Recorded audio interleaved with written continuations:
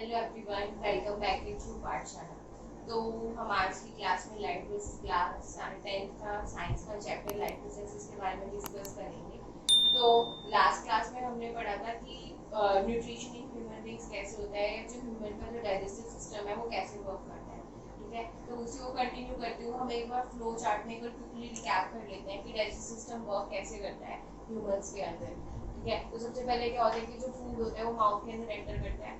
Food जब जैसे mouth के अंदर एंटर करेगा तो उसके ऊपर क्या होगा, सलाइवा के अंदर सलाइवा माइलेज प्रेजेंट होगा, वो उसके ऊपर एक्ट करेगा, जिससे जो भी हमारा जो फूड का जो भी स्टार्च और कार्बोहाइड्रेट का डाइजेशन होगा वो माउथ के अंदर ही स्टार्ट हो जाएगा। लास्ट क्लास में हम पढ़ चुके हैं जो कार्बोहाइड्रेट का जो डाइजेशन होता है वो हमारा माउथ में स्टार्ट हो जाता है, पर जो प्रोटीन का डाइजेशन होता है वो हमारा कहाँ जाके होता है, स्टमक में होता है। ठीक है, तो कार्बोहाइड्रेट का डाइजेशन होने के बाद जो फूड होता है वो सोल्यूबल फॉर्म में या वाटर सॉल्युबल बन जाता है, देन वो इसोफेगस के अंदर एंटर करता है। तो इसोफेगस के अंदर क्या होता है, पेरिस्टैटिक मूवमेंट होती है।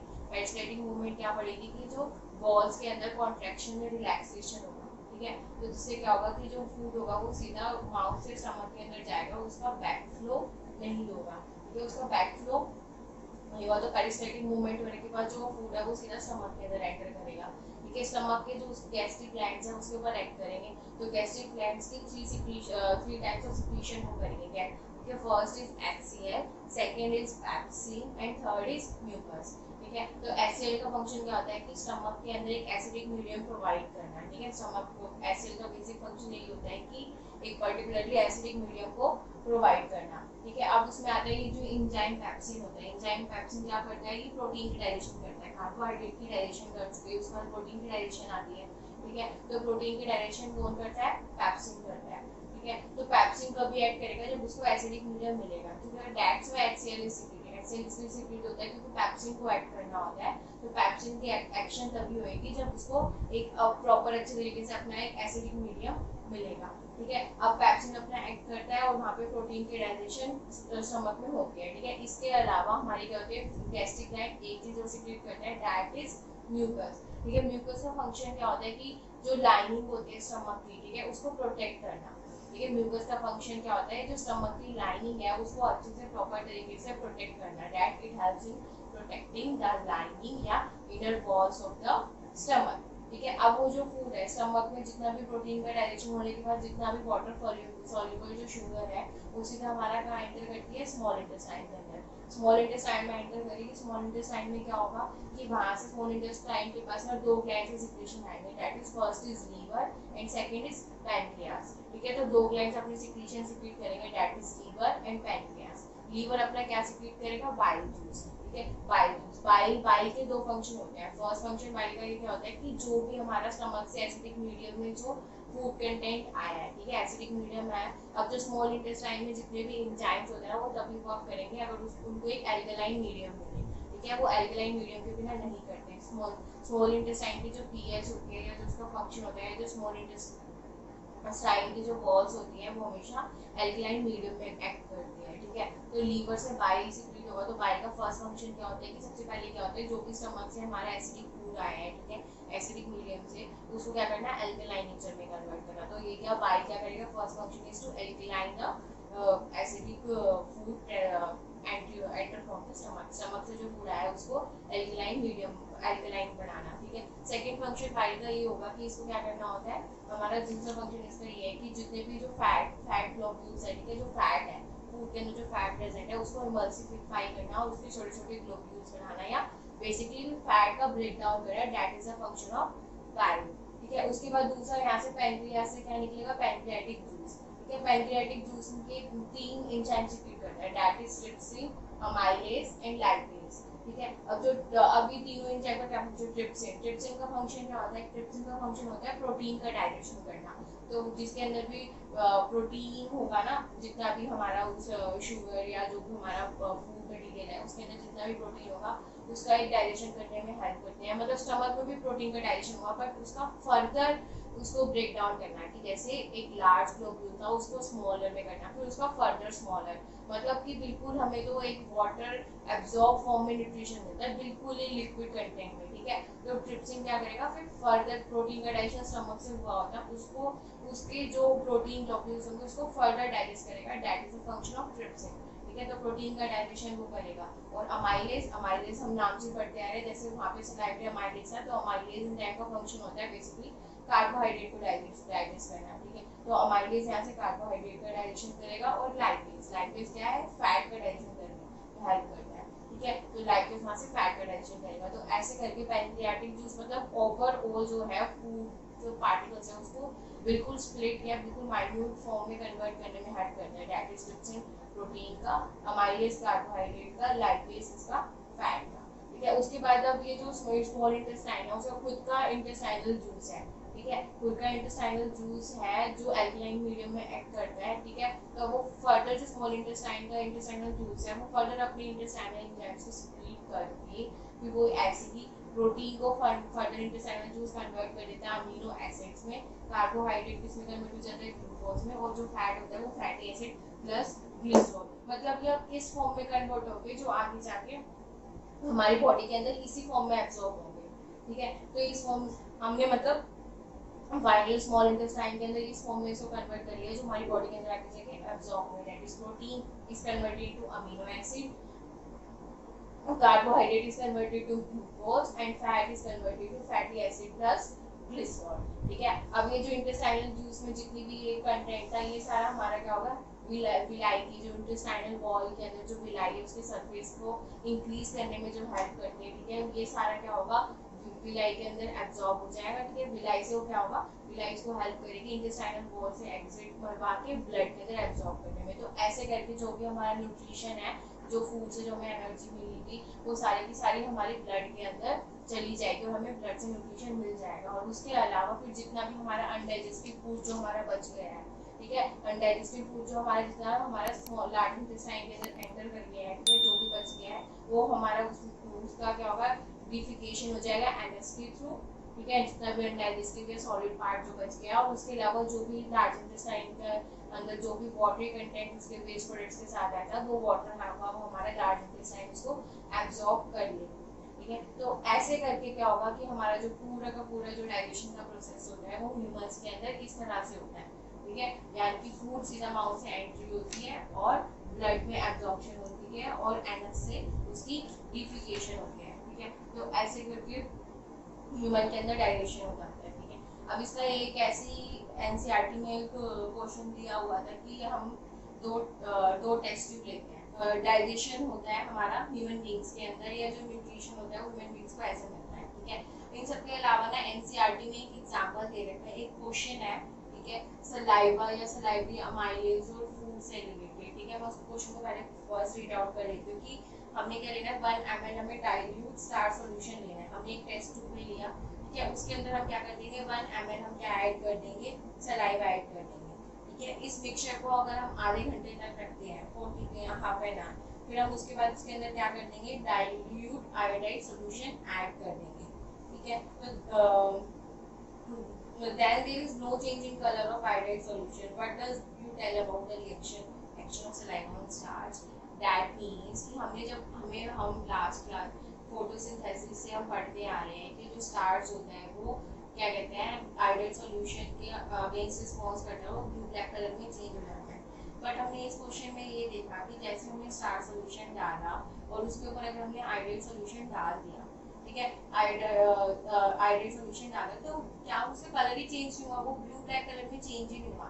तो ऐसा क्यों हुआ कि वो ब्लू ब्लैक कलर में चेंज हुआ, ऐसा इसलिए हुआ क्योंकि जो उसके अंदर हमने सलाइवा डाला, सलाइवा के अंदर क्या थे, हमारा सलाइवरी अमाइलेज प्रेजेंट था, ठीक है। तो सलाइवरी अमाइलेज से हमारे क्या कर दिया, पूरा स्टार्च का डाइजेशन कर दिया। स्टार्च का जब डाइजेशन कर दिया तो क्या हुआ, अब उस लिक्विड कंटेंट में स्टार्च है ही नहीं, उसका डाइजेशन हो चुका है, that's why it doesn't change into blue और ब्लैक कलर। इस वजह से जो सॉल्यूशन है वो क्या है, ब्लू और ब्लैक कलर में चेंज हुआ। क्यों, क्योंकि उसके अंदर से जो सलाइवा था या जो उसके अंदर से स्टार्च कंटेंट था वो तो ऑलरेडी खत्म हो चुका है, ठीक है। तो दैट्स व्हाई क्या कहते हैं ये जो सलाइवा का एक्शन होता है वो स्टार्च पे, इससे पता चला कि सलाइवा क्या करता है, स्टार्च का डाइजेशन कर देता है या कार्बोहाइड्रेट का डाइजेशन कर देता है, ठीक है। उसके बाद आता है डेंटल कैविटीज। डेंटल कैविटीज का मतलब ये होता है कि जैसे हम बचपन में छोटे थे, ठीक है, तो चॉकलेट्स खाते थे पहले दांतों में कीड़े लग जाते थे, मतलब कि कैविटीज का बन जाना या स्मॉल होल्स का बन जाना, ठीक है, ये सब कैसे होता है,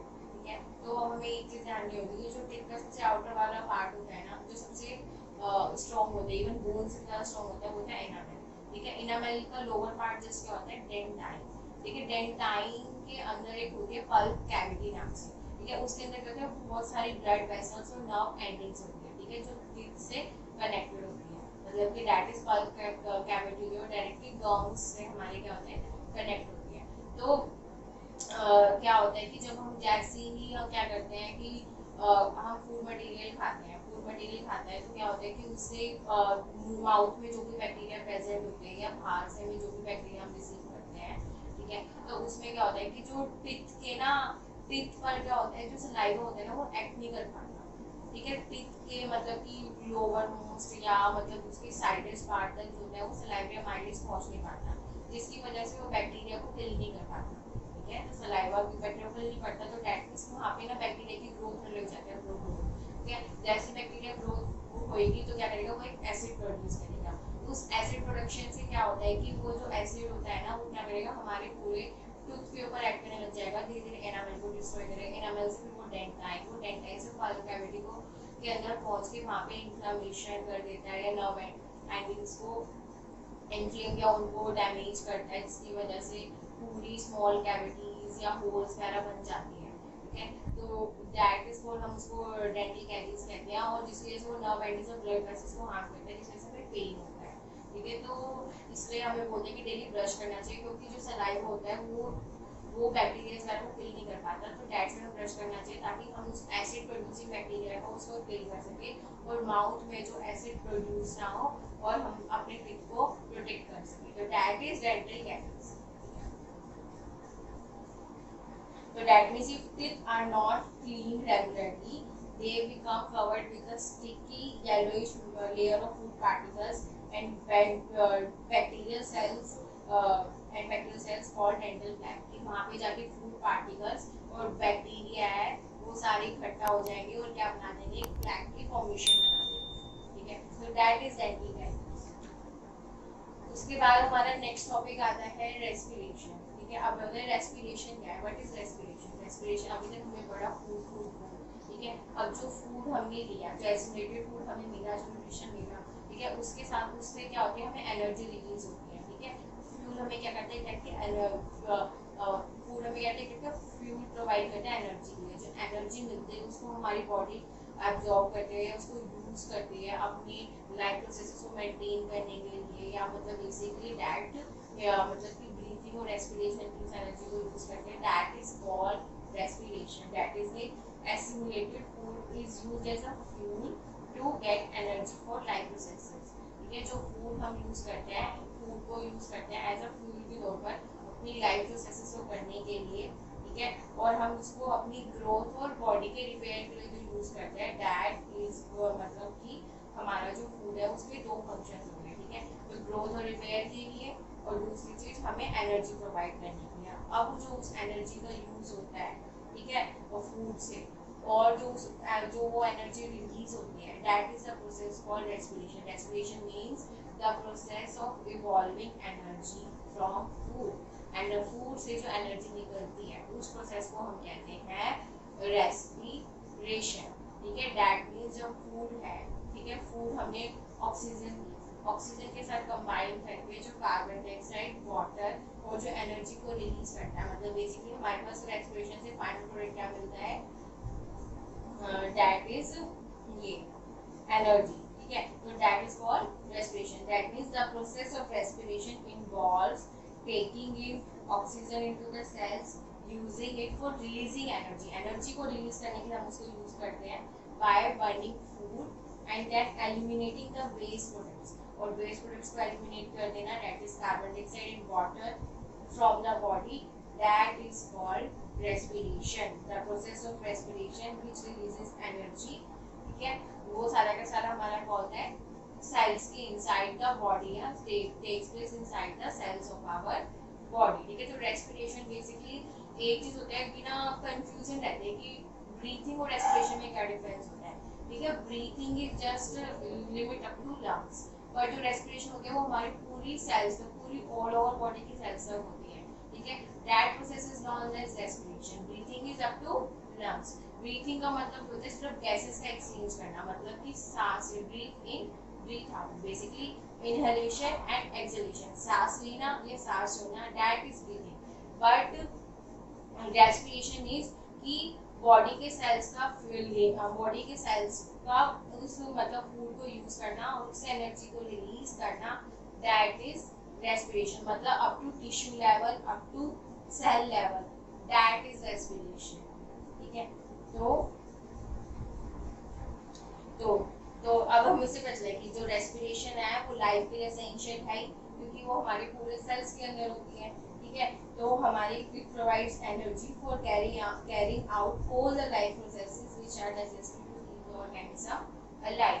ठीक है, जितने भी लाइफ प्रोसेसेस चाहिए ऑर्गेनिजम्स को अलाइव रखने के लिए, ठीक है, दैट जितनी भी लाइफ प्रोसेसेस हमें चाहिए ऑर्गेनिजम्स को अलाइव रखने के लिए, वो सारा हमारा किसकी वजह से, वो सारे प्रोसेस को हम क्या कह देते हैं, रेस्पिरेशन। ठीक है, तो ब्रीथिंग, अब याद रखना ब्रीथिंग और रेस्पिरेशन में डिफरेंस है। ब्रीथिंग मतलब क्या होता है, ओनली गैसेस एक्सचेंज, मतलब कि taken up of oxygen and release out of carbon dioxide from our body. ठीक है, at the level of lungs is known as breathing. Breathing का मतलब ये है कि सांस लेना, सांस छोड़ना, ऑक्सीजन को अंदर लेना, कार्बन डाइऑक्साइड को बाहर छोड़ देना, दैट इज breathing. ठीक है, the breathing is the mechanism by which organisms obtain oxygen from the air, ठीक है, and release carbon dioxide, carbon dioxide को रिलीज करते हैं, उसको हम ब्रीथिंग कहते हैं। पर रेस्पिरेशन के अंदर क्या होता है कि ब्रीथिंग भी इन्वॉल्व होती है और पूरा जो फूड का ऑक्सीडेशन होता है, उससे जो एनर्जी रिलीज होती है, वो सब कुछ हमारा रेस्पिरेशन के अंदर इंक्लूड होता है। ठीक है, जो अभी और सिंपल टर्म में देखें तो breathing is just a physical process. ठीक है, सांस लेना, सांस छोड़ना, इट्स अ फिजिकल प्रोसेस। पर जो क्या होता है कि जो रेस्पिरेशन होता है वो हमारे बिल्कुल केमिकल लेवल या केमिकल प्रोसेस है जो हमारे सेलुलर लेवल तक होता है। ठीक है, इट्स अ सेलुलर प्रोसेस जो केमिकल लेवल तक, इसमें केमिकल रिएक्शंस होती है, ऑक्सीडेशन रिडक्शन होता है। ठीक है, तो दैट इज हमारा क्या होता है, respiration. So the main purpose of respiration is the release of energy from the oxidation of simple food molecules like glucose. ठीक है, तो जितने भी simple food molecules है, ग्लूकोज जैसे भी है, उनका सिर्फ ऑक्सीडेशन कराना, जितने भी फूड पार्टिकल्स हैं उनका ऑक्सीडेशन कराना और उससे एनर्जी को रिलीज आउट करना, दैट इज रेस्पिरेशन। तो समझ आ गई। तो मतलब हम फिर रिकैप देखेंगे, जो ब्रीथिंग इज कि जो हमारी सिर्फ लंग लेवल तक होती है, जो एक फिजिकल प्रोसेस है, मतलब सिर्फ exchange of gases, that is सांस लेना या सांस छोड़ना is breathing, taken up of oxygen and release out of carbon dioxide। but respiration का मतलब होता है कि जितना भी हमारा फूड है उसको यूज करना और उससे क्या करना, ऑक्सीडेशन ऑफ फूड, और उससे क्या करना, एनर्जी को रिलीज आउट करना। ठीक है, एनर्जी को रिलीज आउट करने का जो मैकेनिज्म है, that is not as respiration. ठीक है, और ये बेसिकली हमारा क्या होता है, सेलुलर लेवल पर होता है, टिश्यू लेवल पे होता है, सेलुलर लेवल या टिश्यू लेवल पे होता है, जबकि जो ब्रीथिंग होता है वो हमारा सिर्फ लंग लेवल तक ही होता है। तो that is respiration. Thank you so much guys इस वीडियो को सुनने के लिए। इस चैनल को लाइक, कमेंट एंड सब्सक्राइब जरूर।